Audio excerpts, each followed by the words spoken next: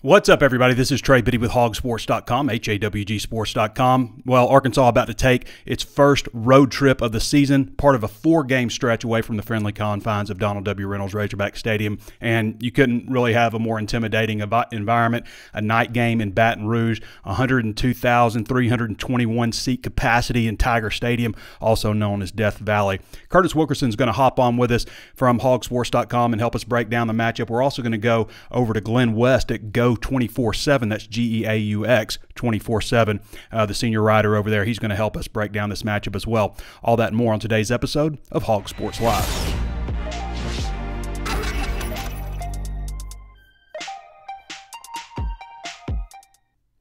Well, before we get started, I want to remind everybody there's plenty of ways to watch and listen. If you haven't followed the page yet on Facebook, go ahead and do that. Also available on YouTube. If you haven't subscribed to that channel, hit the notifications bell and subscribe so you're alerted anytime we upload new videos. Did you know that 71% of the people who watch the videos aren't subscribed to our YouTube channel?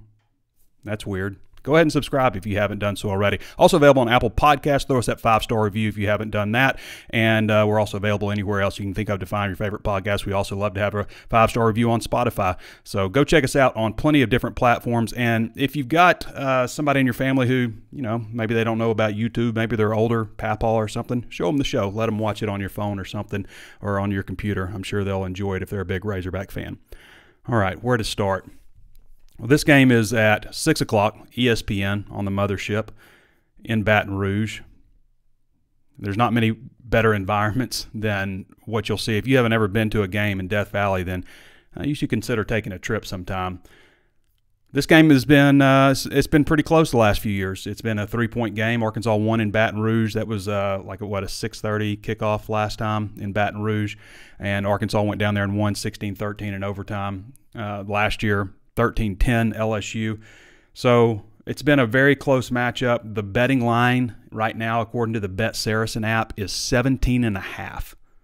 17.5 points. I think it's like 54.5 the over-under, but 17.5 in favor of number 12 LSU in this one, despite all the close matchups. Obviously, these teams had very different experiences last time out, with LSU just throttling Mississippi State and then Arkansas having a disappointing home loss against BYU. Injury report real quick. Rocket Sanders. I'm not expecting to see Rocket Sanders. Sanders ran for 1,443 yards last season, 10 touchdowns, and was banged up in the first game. May have been banged up before that, but not expecting to see him. He has done some stuff at practice, but I mean, usually when you're coming off like a knee and you've missed some games and stuff, usually like you start easing your way into practice. You don't play that week. Maybe he travels. I don't know if he'll travel. And then the next week you'll probably see him. So I'm kind of thinking we'll see him for Texas A&M, but not for LSU, which is tough. I mean, it's the first team All-SEC running back that you're not going to have against one of your toughest opponents all year. Maybe the toughest. I mean, based on what we've seen so far in the SEC, this might be Arkansas's toughest matchup. Again, first trip on the road. So it's a difficult matchup, but you know, Arkansas has played them well before.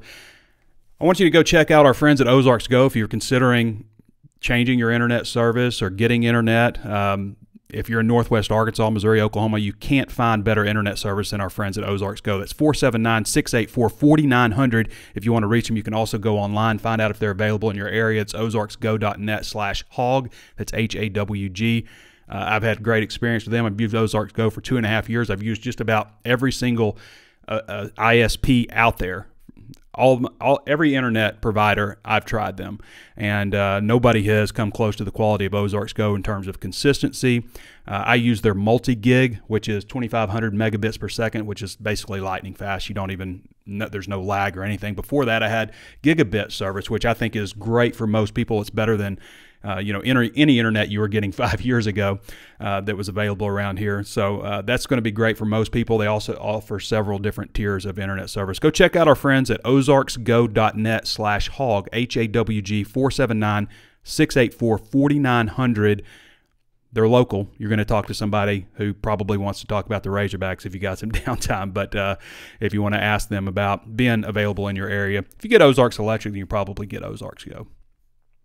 So not going to have Rocket Sanders, obviously, most likely for this one. There's a chance for Devon Manuel, and we'll see what Sam Pittman has to say about that and some more things here in a little bit. But there's a chance for Devon Manuel, who oddly is the only player on this roster from the state of Louisiana.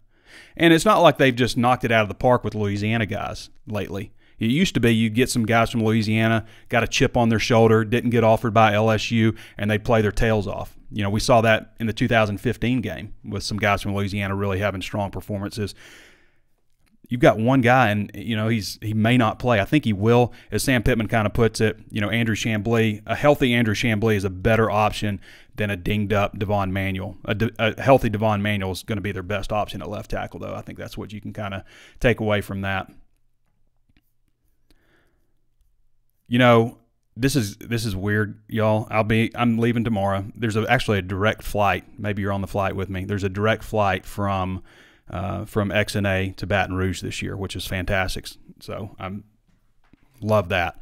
But I have not been to a true road game, not counting Southwest Classic or neutral site or a bowl game. I've got a 7-4 record at bowl games. Okay, I'm better than Arkansas overall record. So I've got a 7-4 record in bowl games. I have not attended a road win, and I've been to more than I've not been to. I like to lay back for maybe one or two every year and watch the game at home. I like that experience too, mix it up a little bit. But I've not been to a road win since 2016. I can't remember if I was at that Mississippi State game. I think I was in 2016. I know I was at Amon G. Carter Stadium for TCU when they went down there and won in 2016. The reason I can't remember Mississippi State is because I've been there a few times, and I just can't remember if that was one of the games I was there for. But I know that's the only time I've been to TCU, so I remember that I was there for that one. But like last year, I didn't go to Auburn because you have to fly into Atlanta. You've got to get a rental car, drive 2 hours, and then you sit in the worst seat in the country, the worst press box in the country is at Auburn. So why would I do that? So I've kind of, since I went there last time and they'd actually moved the press box there, I vowed I would not go back. So I haven't been back to Auburn since they did win there last year. But I've laid off some games that they've won, you know, here and there.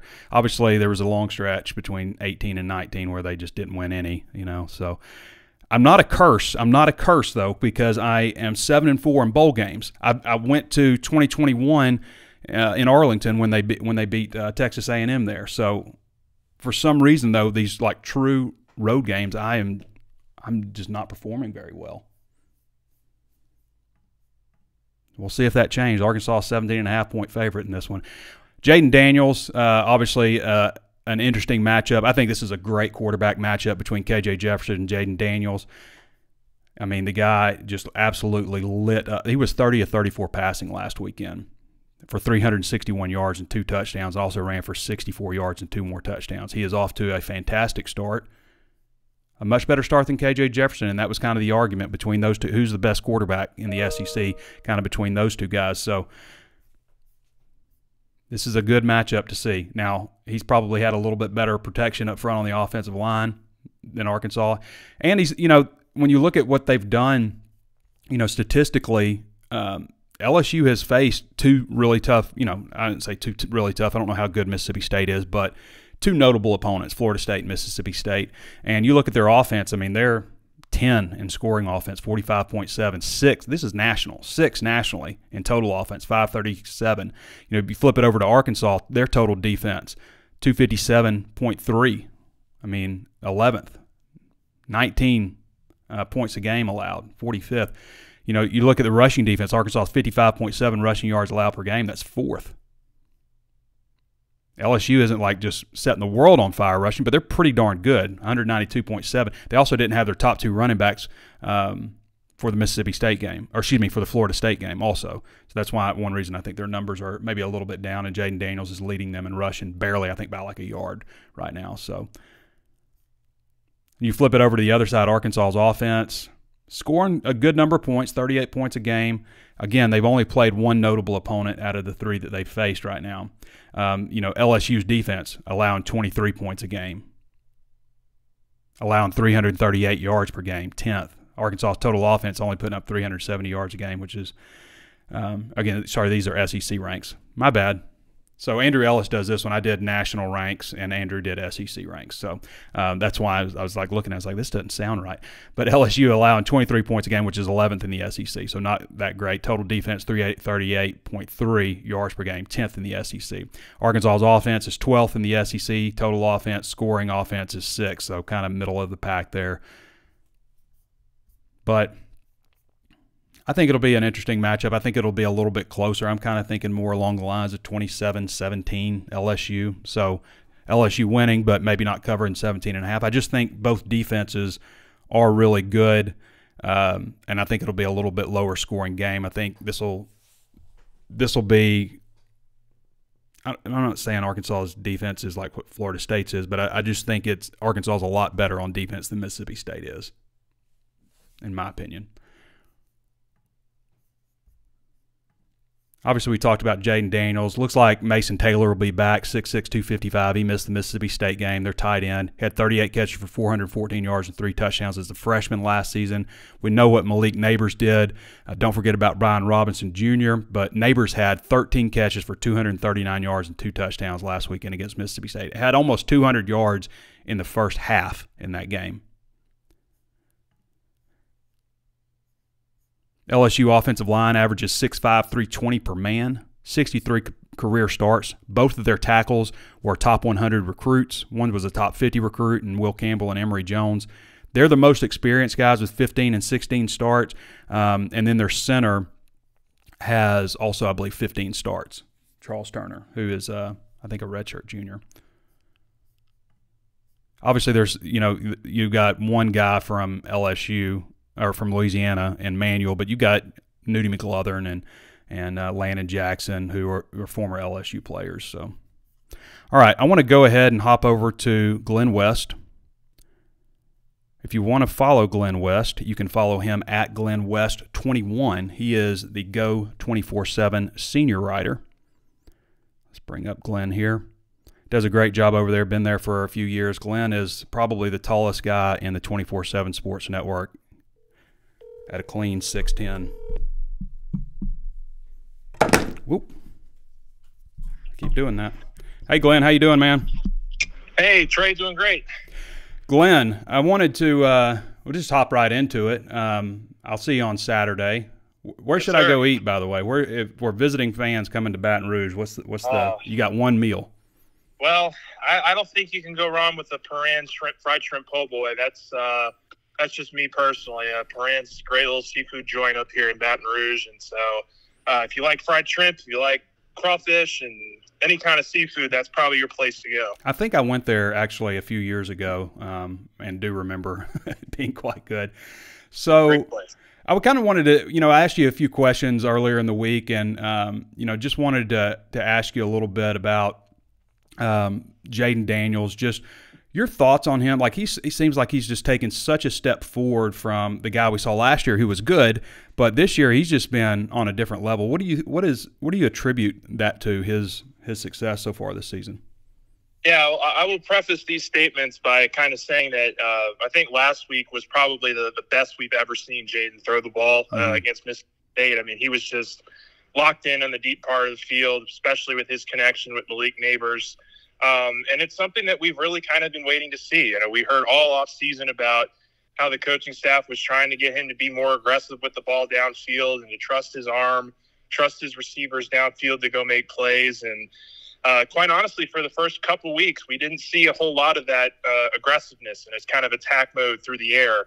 And so we were just kind of really waiting on him to really tap into that part of his game. And boy, did he show it against Mississippi State. I mean, he threw some absolute darts to Neighbors, to Brian Thomas Jr., who's having a nice little resurgence here. But I think that the biggest thing for him is just about kind of rewiring his mentality of being a more aggressive passer down the field, and it certainly showed last weekend. Now you just want to see it kind of carry over into some more consistency week to week. Yeah, one of the most experienced players in the country also from his time at Arizona State and LSU. He's got like 46 starts or something. Yeah.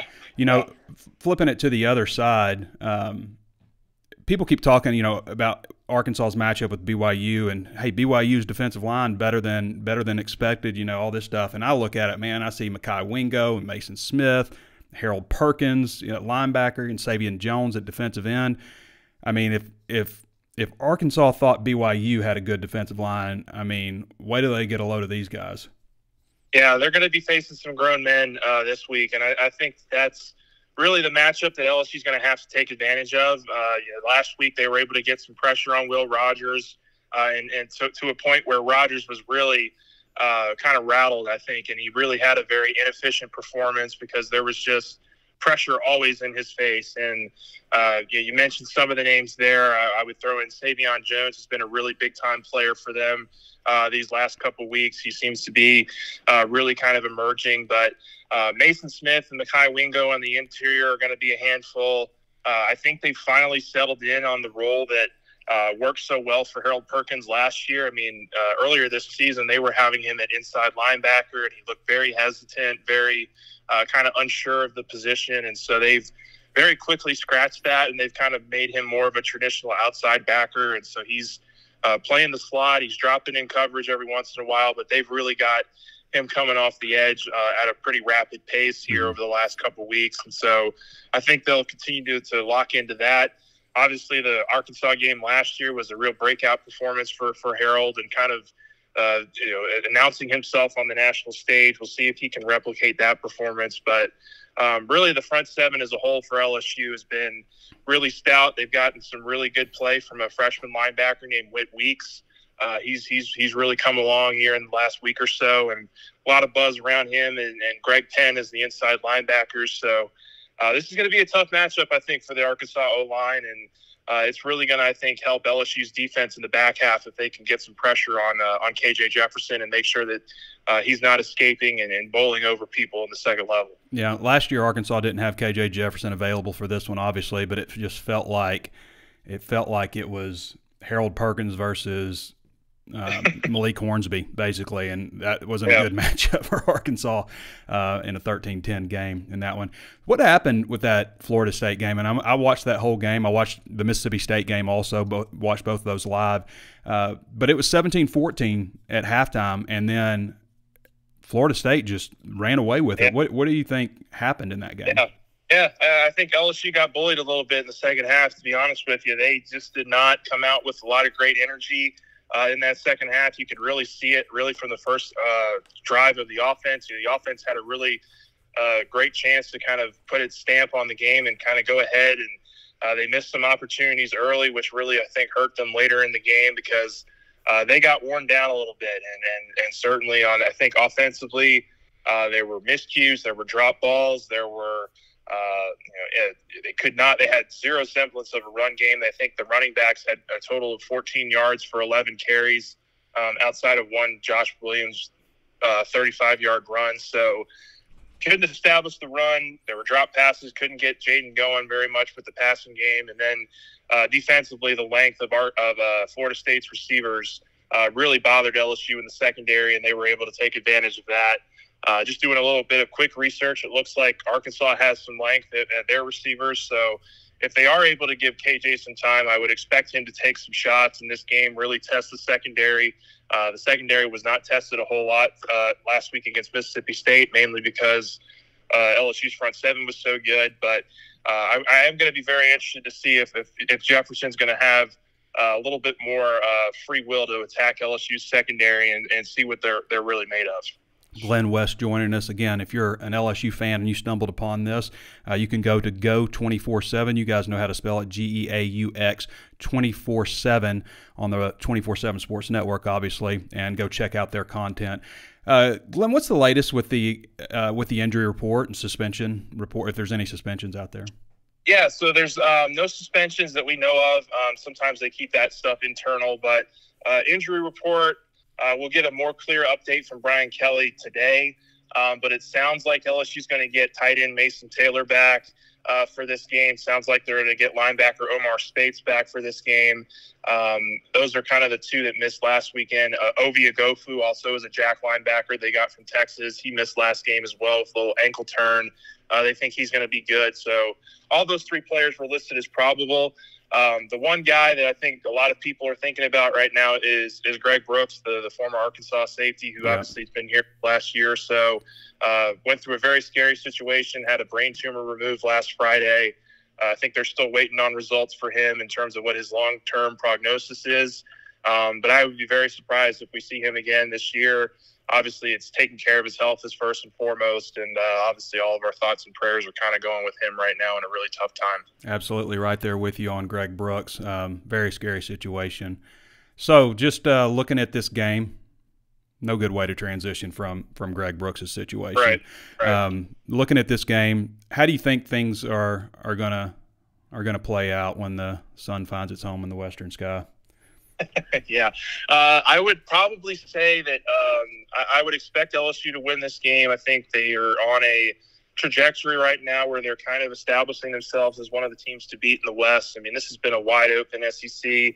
Don't have to tell you that, but this has been a year where I think there are a lot of teams that kind of feel like they could maybe weasel their way into the mix here at the top of the division. So, but I think LSU is playing right now very confidently. Their offense has really found a nice rapport over the last couple of weeks.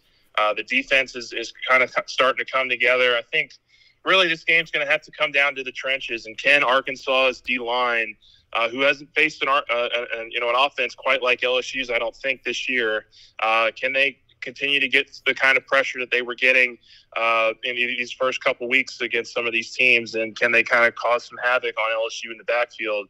I don't know the answer to that. I would imagine that LSU's offensive line is a little bit more prepared to handle this kind of matchup than they were against Florida State a couple weeks ago.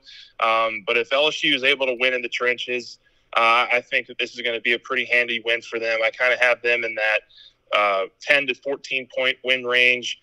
Don't think it's going to get to the 17 or 18 points that Vegas thinks it's going to be, because this is always a pretty tight matchup. But I do think LSU finds a way to pull off a victory in the end.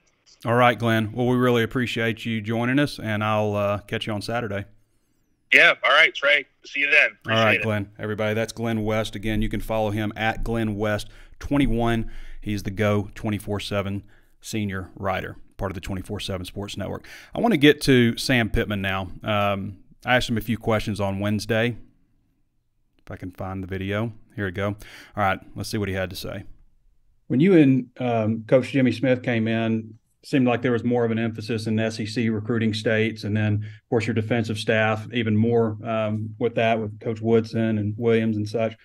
But I was looking at the roster, and Devon is the only guy from Louisiana on the roster. Yeah. It used to be a big influx, and guys that kind of had a chip on their shoulder from, maybe they weren't offered by LSU and stuff. Get offered by LSU, yeah.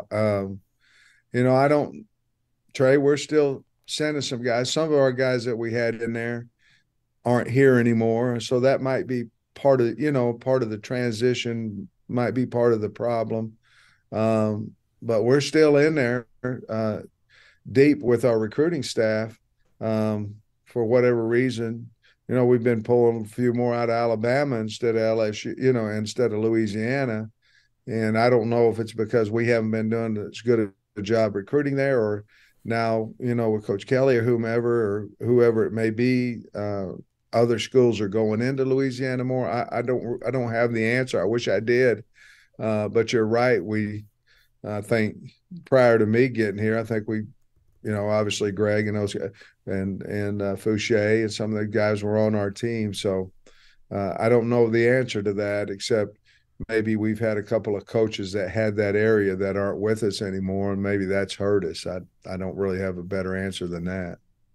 You talked about Brad Davis a little bit the other day, but I was curious about what your thoughts are on the job he's done with those two. They're true sophomore offensive tackles, both highly recruited guys that played. I guess they were freshman All-Americans last year. Yeah, both really good players. One of them was a captain, the left tackle. Emory, we tried to get here. We thought we were going to get him, and weren't able to get it done at the end. But they're playing. They went through some pains. I think coach's first year there, and then they got a little bit better last year, and then they're really playing well now. I'm not talking about the freshmen, but I'm talking about overall as a line. Anytime you have more experience, you're going, going to play a little bit better together as long as you stay healthy. Brad's a really good coach, good man.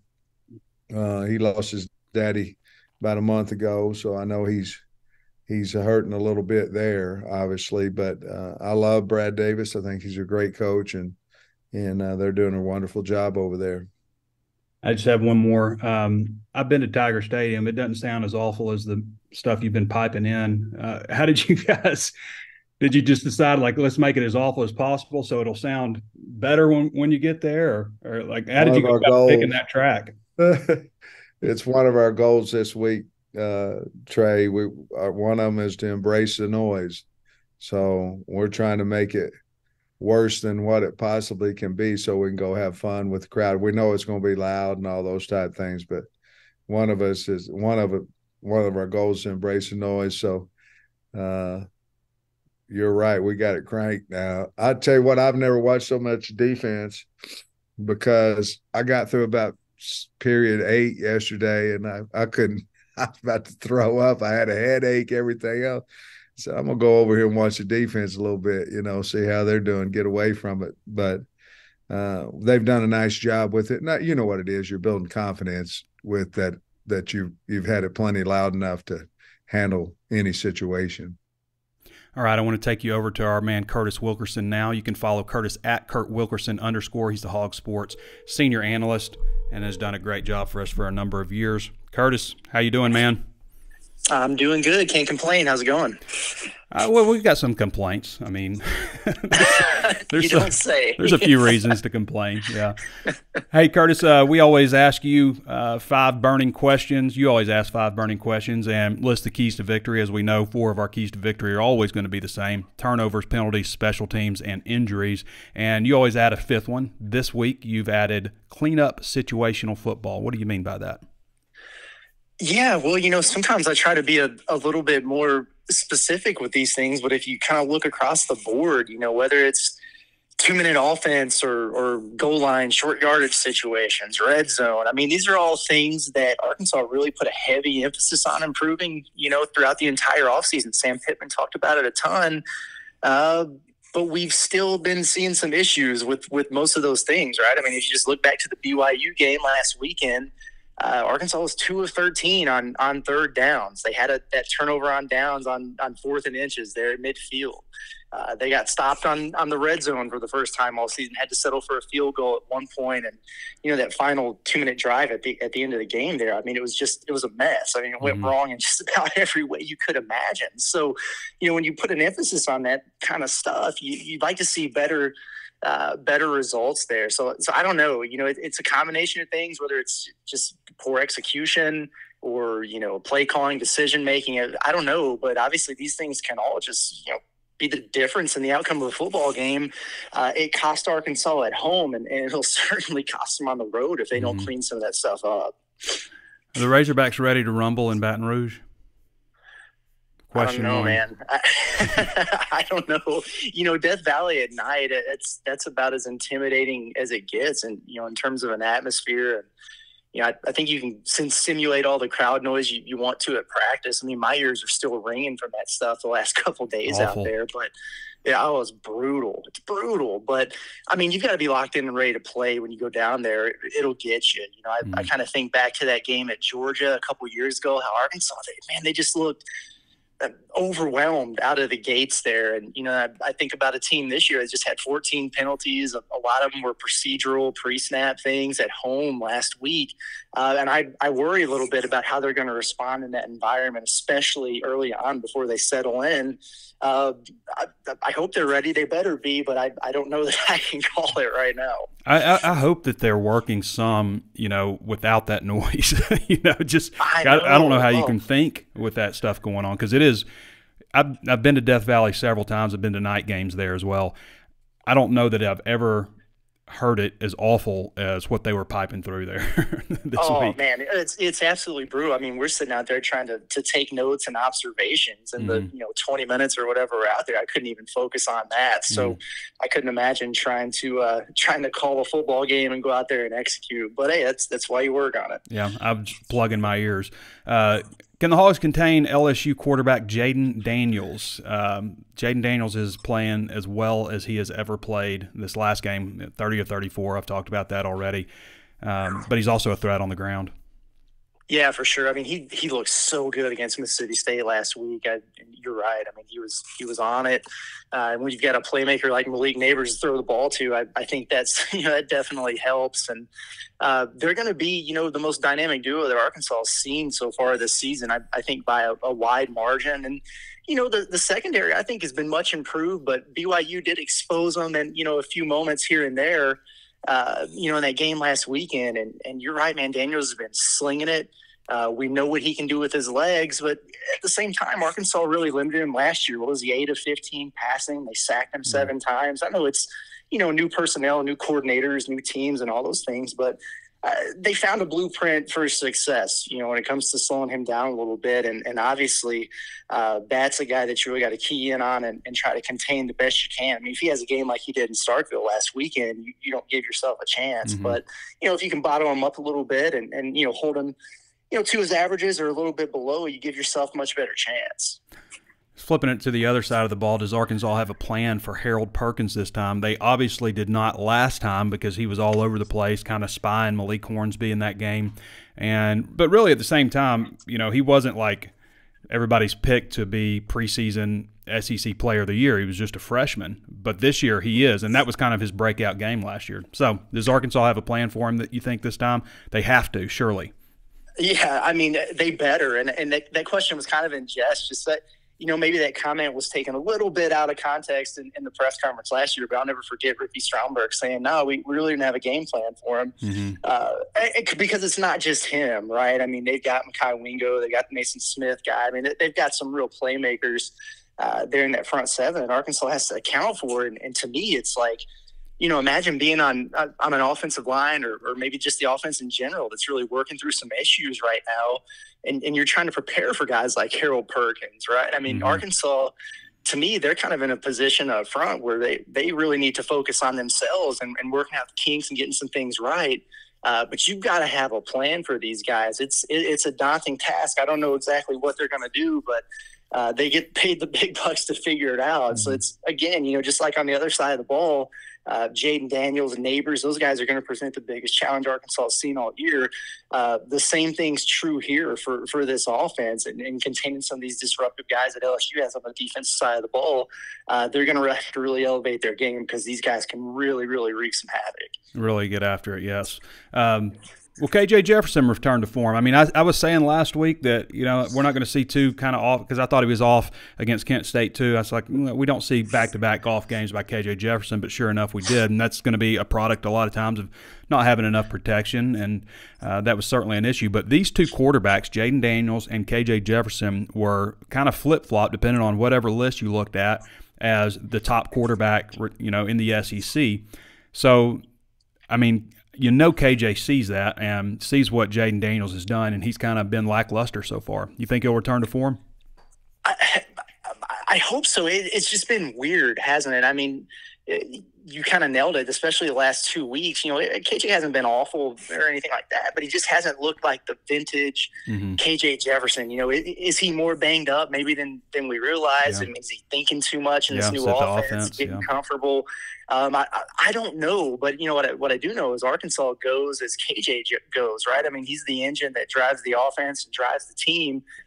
You got to get him going and looking like you mentioned there, the all SEC caliber version of himself. And I agree. It just Pittman, I thought, made a pretty good point earlier in the week where he said, everything that Arkansas is getting offensively, like none of it's coming easy. It's all been kind of hard, and it's just a little bit out of sync right now, or maybe just not clicking and firing on all cylinders the way you'd like it to. And that's going to happen, at early portions of the season, but you got to start figuring it out. And, especially with Rocket Sanders out right now, KJ Jefferson, I mean, that's your guy. That's your dude. And he's the kind of guy that can put a team on his back and go win you a game on the road in a place like this. So you got to have his A game, and whether that's kind of tailoring things to his strengths or, getting his confidence going, getting him healthy. I don't know. Maybe it's a combination of things, but you got to have KJ's A game in Death Valley. Arkansas has to feed its studs. This is your last question. Obviously, a lot of people are asking questions, why isn't Isaiah Satania touching the ball? A.J. Green has like 3 carries for 63 yards on his first 3 carries and, doesn't carry the ball that much after that. I mean, he had like 6 more carries and stuff, but you got to feed the studs. That's something that goes back to I think the Petrino days when we first started hearing that comment, and we've kind of adopted it every season after that. What do you think? You think they're going to try to get Isaiah on the field and maybe feed AJ a little bit more? I don't think we're expecting Rocket to play. Right. Yeah, I sure hope so. I mean, it's been talked about a lot, and I think part of what could help KJ get going is really getting the playmakers established around him. I feel like they've done a pretty good job of that with Andrew Armstrong, but who else? Can you get more targets for Luke Haas, or is he going to have to kind of stay inside and help more as a blocker in a game like this? They've been flashing Tesla some in the slot in practice. I don't know if they're just, doing that as one of their, things to mix it up in fastball, or if that's something they're looking at. Or is it Satania? I mean, I thought you nailed it with the walk and talk last week, where you said, hey, maybe he's got some issues with blocking or whatever, but you got to give him the ball and have people blocking for him. I mean, when he touches it, he's so electric out there.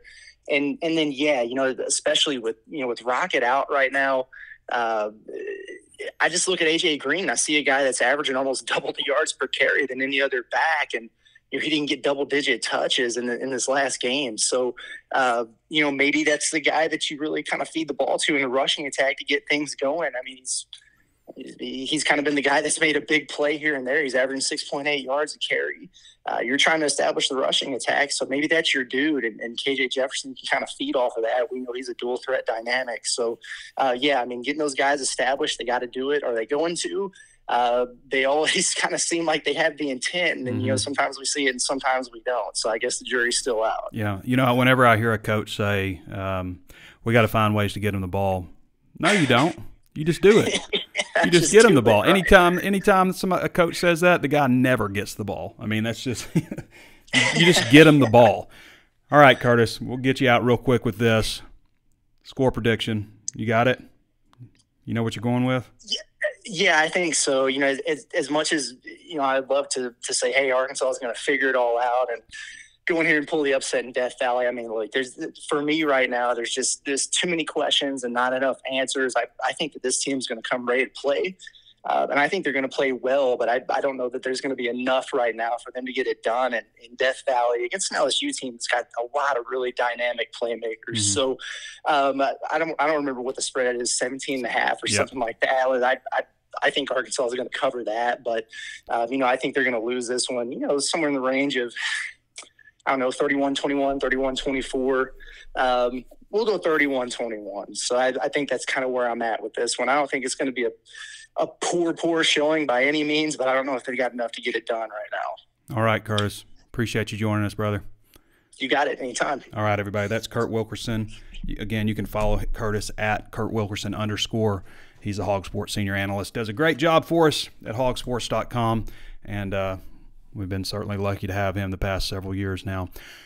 So 31-21 is what Curtis goes. I went at 27-17, so we're both thinking maybe a little bit lower. I guess we both went under, and Arkansas covered in this one. Doesn't mean that Arkansas can't win the game. Things happen in college football all the time, So it doesn't mean they can't win the game. It just means, you got to be kind of crazy, I guess, or an eternal optimist after the way Arkansas played against BYU and the way that LSU played against Mississippi State to pick Arkansas in this one. But it doesn't mean they can't win. They're going to play. Arkansas is going to go down there and they're going to play the game. They're not just going to say, 17.5. Well, why are we even going? That's just not how it works, right? We see upsets in college football all the time. You look and say, there's no chance this team will win, no chance this team will win. But when you look at a top 10, all those teams are falling most of the time. Usually the national champion has like one loss. So all those teams are probably falling, and a lot of them are getting 2 losses. So it's going to happen. Just because you're the better team doesn't necessarily mean that you, are going to win the game. It's just that's football sometimes. So I still think Arkansas's got, if they can get the offensive line shored up, if they can get these penalties taken care of, I will stand by what I say, that Arkansas has the most talented roster that they have had since Sam Pittman has been here. They do. And I don't have any doubt in my mind. Now, do they have a Traylon Burks on this team? No, they don't.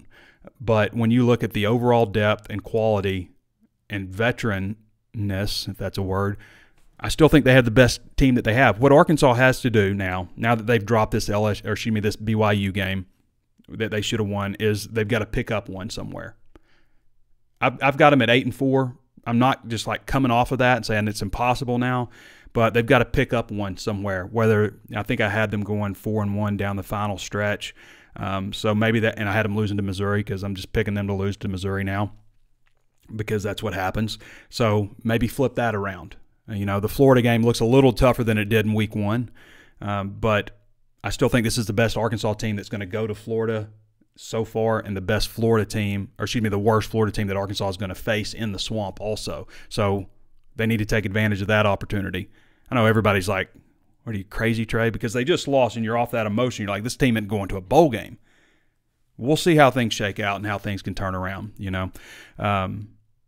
sometimes when your back's against the wall, if you've got any fight in you at all, you can turn things around. So you never know. But Arkansas's got to pick up one. This 4-game stretch, I had them going 1-3 in this 4-game stretch. I can't remember the game I had them winning. I think I have them going to Texas A&M and winning. I think that's the game I picked. They usually play Ole Miss well. That's usually a close game. Alabama's having problems at quarterback. It's still Alabama in Tuscaloosa.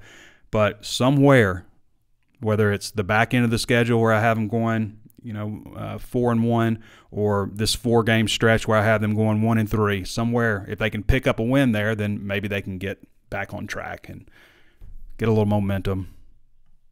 Obviously, the BYU game is extremely disappointing when you look at, and that's the reason so many people are upset right now. It's because you had these 3 games. They seem like all very winnable games. And people like, I've heard people talk about the 24/7 Sports composite, and Arkansas's 13th in the SEC on that, talent ranking. Well, BYU was like 79th. And they still won. That doesn't mean everything, especially in the transfer portal world. You could have a great talent composite, but they could all be freshmen, that are your highest rated guys. So that doesn't mean everything. I think Arkansas has got a lot of veteran leadership on this team, and they've got to get some things figured out on the offensive line. Really need Devon Manuel, A, to be back, as I've said, and B, to be good. And that will help them, I think, also.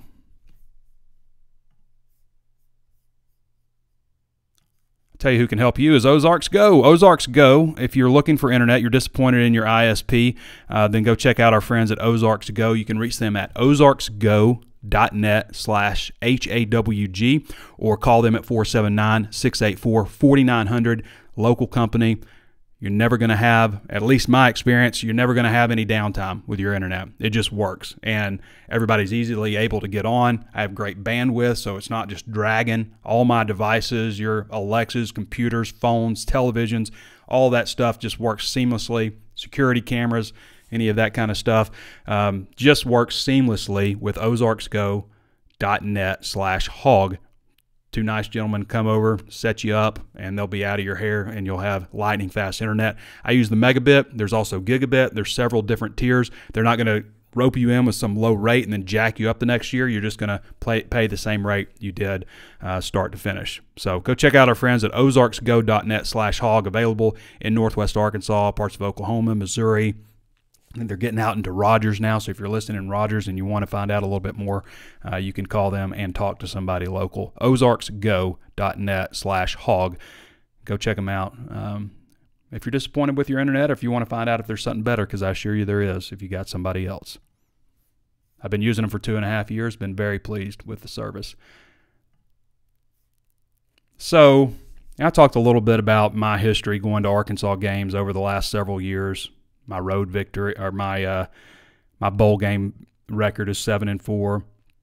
Arkansas has won in Baton Rouge. Arkansas is actually 4-11 against the Tigers in Death Valley. Okay, so Arkansas first played at Tiger Stadium in 1993. They also played in like 1901, 1906, 1907, but Tiger Stadium wasn't even erected until 1924.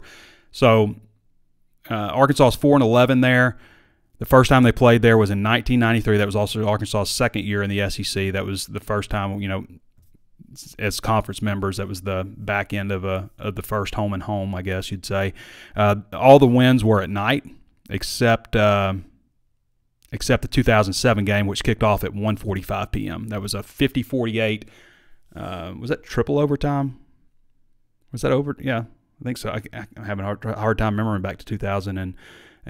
But that game kicked off at 1:45, but it was Friday after Thanksgiving. It was dark by the end of the game, obviously. Yeah, it was triple overtime. That game lasted 4 hours and 20 minutes. It ended at 6:05. The 1993 game was 3 hours and 1 minute. So it lasted 3 hours and 1 minute. So it started at 3:06 and ended at 6:07 p.m. That was tied for the longest game that season. So I got kind of not in a wormhole, but I started looking at all these game times, and you can go back and look at the old box scores, and it shows you like how long these games lasted. And I'm looking at 1993, and like they played Memphis that year, and it's like 2 hours and 40 minutes. They played Tulsa. It's like 2 hours and 33 minutes.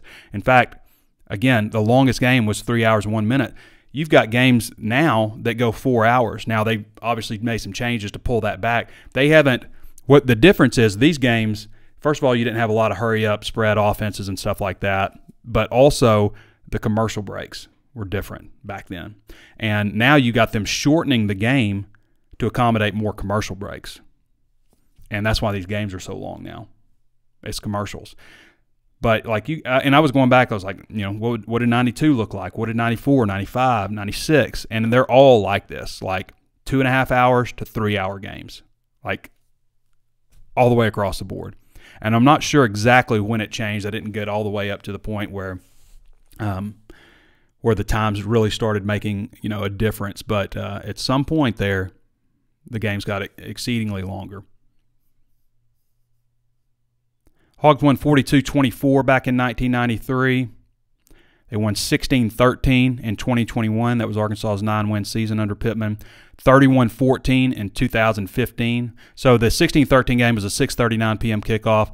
The 2015 game, I remember that game well. There was a lot of Louisiana flavor on Arkansas's roster that year. 6:22 p.m. kickoff for that one. And then the 50-48 game in 2007, as I mentioned, was 1:45. This is the earliest that Arkansas and LSU have ever played also, this game coming up. So I guess it'll probably be the hottest game that they've ever played in Baton Rouge, which I think it's supposed to be like 82 degrees at kickoff. Heartbreaking defeats include a 31-27 Arkansas loss in 2013 in Baton Rouge, 33-30 loss in 2009, a 19-7 loss in 2005, and a 41-38 loss in 2001. There were plenty of butt kickings too. 56-20 in 2019, Joe Burrow and the gang. 41-17 in 2011. 55-24 in 2003 and 35-10 in 1999. LSU also smoked the Hogs 28-0 in 1995 as the Arkansas Razorbacks were stopping off on their way to the SEC championship game. I believe they had an interim coach that year too. So I still think it's wild that I can go back that far, like to 2016, since I actually attended an Arkansas regular season road win. I mean, that's a lot of trips I've taken. I've made more road games than I've missed, like pretty easily. And the fact that it's just like you get exhausted. It's a work trip, so and a lot of these games are night games and stuff, and you just get exhausted, and you're just beaten down from. That's probably one reason I was so pissed off back in 2019. I was just fed up with it. Will the streak continue this week? Be a good walk and talk if it doesn't. You want to check out some questions? Let's see real quick. So Arkansas is the only team with injuries. Why do you say that? That's kind of a Bobby Hobson. Why would you say Arkansas is the only team with injuries? Bobby Hobson's okay. I got you, Bobby. You're one of those guys. At the end of the year, Pittman will look just as bad as Morris. So this is Bobby Hobson saying this. I'm sorry, Bobby. That's just kind of ignorant. Dalton Adams says, there goes the phrase again. This team, why are you doing half capital and half? I'm not going to. Why would you, like, I can't, like, guys, if you're going to put comments on there, first of all, don't put ignorant stuff on there. But if you're going to put comments on there, like, why would you, like, alternate capital and lowercase between every letter so I can't read it, or do shorthand? It makes it impossible. All right, I'm not reading any of your stuff, Bobby. Dalton Adams says, I honestly think Pittman talked himself into a corner by hyping up the entire running back room so he can't just go with the hot hand and has to distribute touches. I hope that's not true, Dalton. Jay Harris says 56-10 LSU. Nathan Poe says SEC Nation talked. Perkins hasn't been playing like last year so far. It kind of stinks that, like, you know, they figured out pretty early against Florida State, like, hey, we gotta go back to using this guy a different way. Yeah, you wish that would have happened against Arkansas, where they figured out they were misusing Harold Perkins. SEC Nation talk like Perkins hasn't been playing like last year so far this week in town. He'll show and be an All-American probably. Bobby Hobson, I'm not reading your stuff. Ron Wells says 35-10 LSU.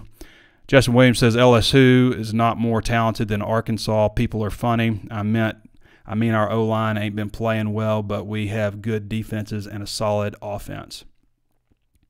LSU's not that much more talented than I mean, they are. Okay, you're saying that. Okay, gotcha.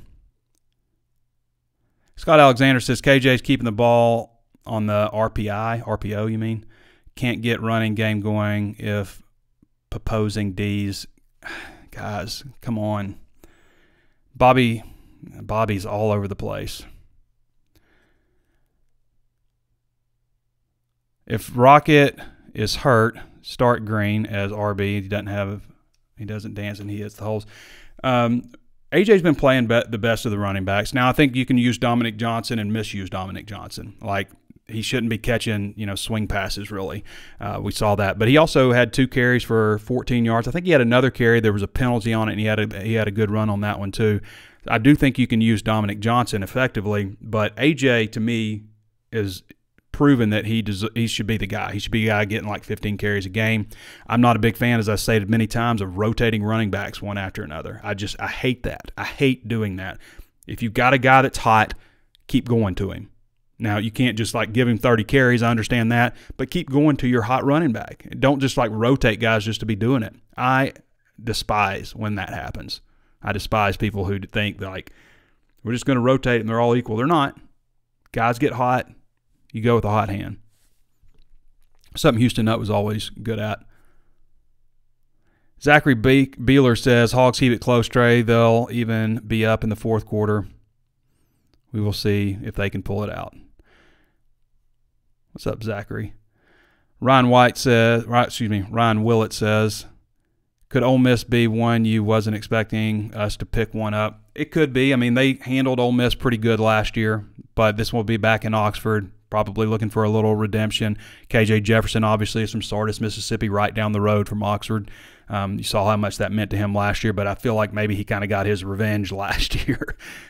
So we'll see, but that's usually a good game. Bill Davis says, feed the studs, keep Green on the field. Yes, Justin Williams says, a lot of cuss words. Guys, come on. I mean, one F-bomb after another. Chris Corley says Florida just stomped Tennessee. Yep, as you say, the Hogs should beat them in the swamp. Hope they do, but we'll see how both teams trend. Yep, Florida looked a lot better, obviously, and I didn't see that game. I shouldn't say they looked better. That was an argument I was having with ChatGPT or Bard. I was like asking them what their favorite sport was, and they were like telling me what their favorite sport was, and like, you're being disingenuous. You never played this sport. And they're like, oh yeah, sorry, I didn't play. And I was like, well, I was like testing it out. I was like, well, you're being disingenuous by telling people and commenting on table tennis like you played, and you haven't. And eventually it actually figured it out when I asked it later. But no, I did not see the Tennessee-Florida game at all. I don't even think I saw a highlight of the game. Logan Ray says, were the underdogs in the game Saturday night. Play with that mentality. Go prove everybody else wrong. Yep, everybody's down on you, Arkansas. Your fans are down on you. Not everybody, not all the fans, but the vocal ones. who are mad or letting everybody hear about it, making all kinds of personal insults, all kinds of crap going out there on social media. Sam Pittman's even deleted his Twitter account, I believe. I can't find it. Tired of, I guess, just blocking out the outside noise. Andrew Madden says, Pittman's got to reinstate, by the way, his Twitter account. Like, you don't have to look at it, but you can't be the only coach in the SEC without a Twitter account, no matter what kind of stuff is coming at you. But I get blocking out the outside noise. Andrew Madden says, is there a philosophical difference between Ben Souter's strength and conditioning and Ben Hurt? Well, I do know that they increased the amount of times that they lift. It seemed like more powerlifting. It seemed like fatigue was setting in on the line on top of it. I definitely think, Chamblee and Curtis, especially Chamblee, I think looked kind of like exhausted by the end of the game. Those guys are a year away. I mean, Chamblee, I think especially, is a year away. I think he's got a lot of talent. He's where Devon Manuel was kind of like last year. And I feel like as a redshirt sophomore, Devon Manuel should be ready to get in there and play. I think maybe you play both of them on Saturday, but hopefully you get Manuel ready to play in this game. They need him. Kingsley says, laugh my A off at the fans in the comments. Being upset is okay. I'm upset too, but y'all are just being weird. There's a couple of really weird posts in here. Zachary Beeler says, we lose on the last second field goal, 30-27. Hogs play their hearts out. It'll be like 2009. I remember that well. That was, I believe Hada missed that one. Nathan Post, was it Batata in that one? 2009? I guess it would have been, yeah. How much practice time? Was that how that game ended? Am I remember 2009 right? Yeah. Yeah, Arkansas played well, had Ryan Mallett. How much practice time is spent on QBs taking snaps under center? I don't know that exactly. I mean, I've seen them do it. I couldn't tell you exactly how much time. But obviously that's been a big sore spot with fans. Why not do the tush-push with KJ Jefferson lined up under center? I will say when they did that against Western Carolina, they lined him up under center at the goal line, and the ball's on the ground. They didn't get a clean center quarterback exchange. Here's my thoughts on it. Arkansas just isn't a good 4th-and-1 team. They haven't been a good goal line team all of last year, and so far this year they just haven't. They got lucky also. Was it Kent State? They had the low snap, ball's on the ground, picks it up and throws it to the end zone. That was KJ being KJ, but the ball's on the ground at the goal line. That 4th-and-1 where they the week before. They just haven't been a good 4th down team. There was another 4th down where they didn't get it already this season, on 4th and short. So punt, you're up 10. I don't care what anybody says. I don't care what the analytics say. You're up 10 points. Your defense is playing lights out. Let's get a punt there. And hopefully it's not a 10-yard shank. We're going to see both punters this week. I kind of commented on that earlier this week on Drive Time. But we're going to see both. It's unfortunate because Max Fletcher can kick it probably better than, when he gets a hold of it, probably the best punter Arkansas has had in,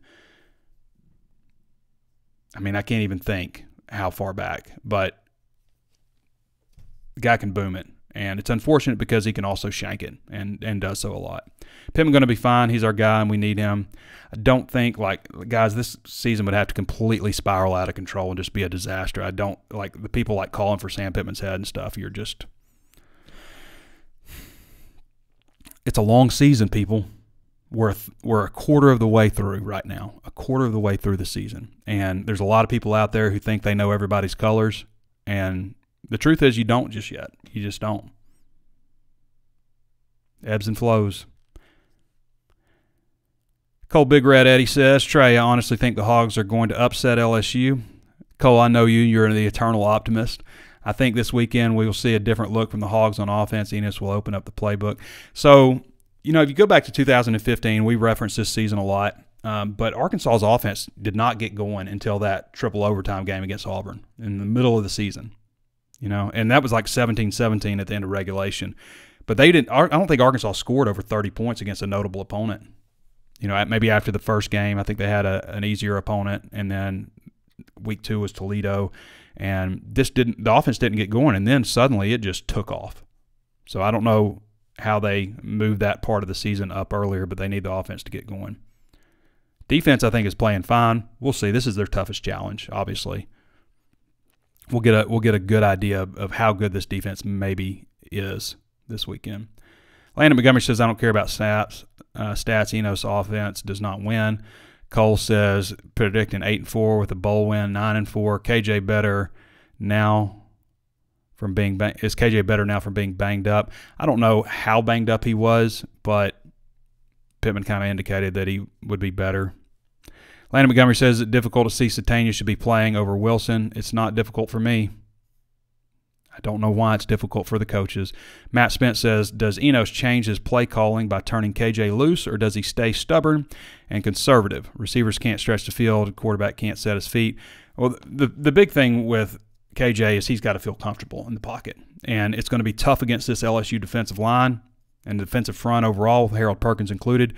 But that's a big part of it, is he's got to feel comfortable and not rushed. Any quarterback who feels rushed is not going to play well most of the time. But any quarterback, most quarterbacks who have time to throw, can sit in the pocket, and they're going to probably try to move the pocket some this week. But if you give KJ time to throw and he feels comfortable, he'll light LSU up. I don't care what they got in the secondary. And that's kind of a weaker spot for them. But if he gets time to throw, he'll light him up. If he doesn't, it'll look a lot like last week. If the Hogs end October 2-5, what are the conversations? That's a big – I think that's one reason you see so much animosity, so much anger from fans, is because they're looking ahead and they're seeing this 4-game stretch, and they're like 2-5. So if the Hogs end October 2-5, it'll be a lot more people talking about the most pissed off people right now. The people who are the most pissed right now, you'll see a lot more people talking like that. Thomas Waters says, Trey, do you think Pittman is like Houston Nutt in a way of being a player's coach, or do you think he can light a fire in the team like Petrino? I mean, Nutt could light a fire in the team too. I don't know if he's like either one of them, really. I don't know if I would say he's like either one of them. He's just kind of his own guy. Casey French Fulton says, Pittman deleted his Twitter. Everyone is saying, I guess he's over everyone. Tom Harden says, I love Sam Pittman. Jay Says says, and I'll say this, and I say this in the walk and talk. Sam Pittman, first of all, he doesn't deserve all the hate he's getting. But this was a situation when he took over. This was a job that nobody wanted, and it landed and fell in Pittman's lap. And he got the program back on solid footing to where, I mean, guys, Arkansas just lost to a Big 12 team, okay, in BYU. I mean, it's not like they lost to, well, you know, Liberty like they lost to last year, but it's not like they lost to San Jose State or Portland State or anybody like that. They lost to a notable program at home in a game they shouldn't have lost. But this program isn't in humiliation stage like it was when Pittman took over. Pittman took the program, he put it back on solid footing. He took them away from being the laughingstock of college football. They won 9 games in 2021. They took a step back last year. They obviously lost a lot of close games, but they took a step back last year. The thing is that we want to see now, it's year 4.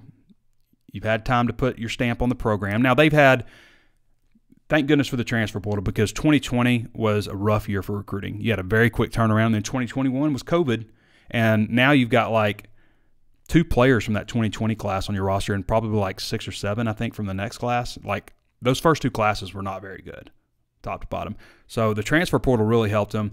Having that 2021 year where you could have so many guys come back as super seniors was big for the program as well. But at the same time, I mean, guys that should be like redshirt juniors and stuff aren't on. There's just not those guys. Like you had to hit the transfer portal to bring those types of guys in. But he got the program back on solid footing. You just want now to see, with, again, what I feel like is the best roster top to bottom that they've had since he's been at Arkansas. You'd like to see them take that next step, a step, you know, basically getting back to 2021. I mean, that's where you'd like to see them finish the season out, in my opinion. But you'd love to see them take the next step, and I don't know. Everybody's discouraged, and I can't blame you for being discouraged. I feel the same way. Like, they should have won that. You have to win that game, especially when you look at the stretch coming up. Destin Pleasant says BYU could also just be that good. Well, yeah, we don't know what BYU is. I don't think that they have the defensive line that LSU has. Kingsley says, Trey, do you think all the fans' negativity online affects recruiting? I'm pretty sure the kids see it. I mean, it affects – they see it, but every fan base has fans that are – like, even Alabama, you know, I mean, even, you know, LSU, how do you think LSU fans were after the Florida State game? Fire Brian Kelly? Probably. Winning cures all. I mean, it's an emotional game, and there's a lot of highs and lows. As I said before, you lose a game you shouldn't, and it's time to burn it all down. And you win a game you shouldn't, and the SEC championship game doesn't seem far-fetched. It's the way it is. All right, let's see if we got anything different.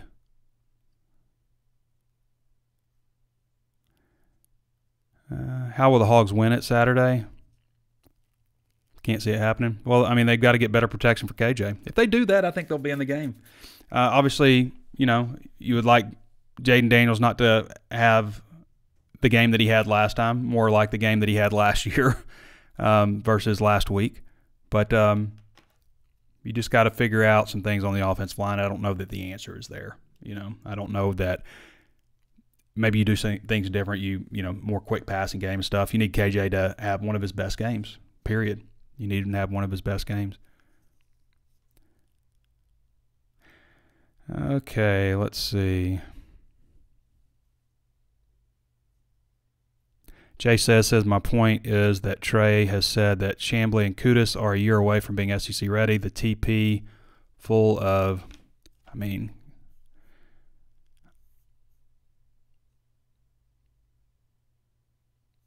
okay. Which road game is harder coming up, LSU or Bama? LSU, I think. I think LSU, just because Bama is still trying to figure some things out at quarterback. I think they'll get it figured out. I mean, they're Alabama. Milroe, he'll get there. I think they've kind of figured out that, okay, this is our guy. And, I mean, they have. So, right now, I'll say this LSU game, like, you're opening things up with a really tough one on the road. So, that's where things are. All right, everybody. I want to thank Glen West for hopping on and joining us from Go 24/7. Of course, Curtis Wilkerson. Appreciate all of you and your questions, even though I got frustrated with who did I get frustrated with?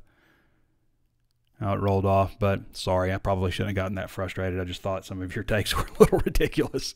All right, everybody. I guess next time I see you, I'll be walking around Death Valley, Tiger Stadium. If it's a win, then it'll be the best walk and talk you ever saw, I guess. And if it's a loss, then it'll be pretty common to a lot of other ones. So I'll see you guys from Baton Rouge. It'll be a late one. So I'll see you guys from Baton Rouge Saturday night, maybe Sunday morning.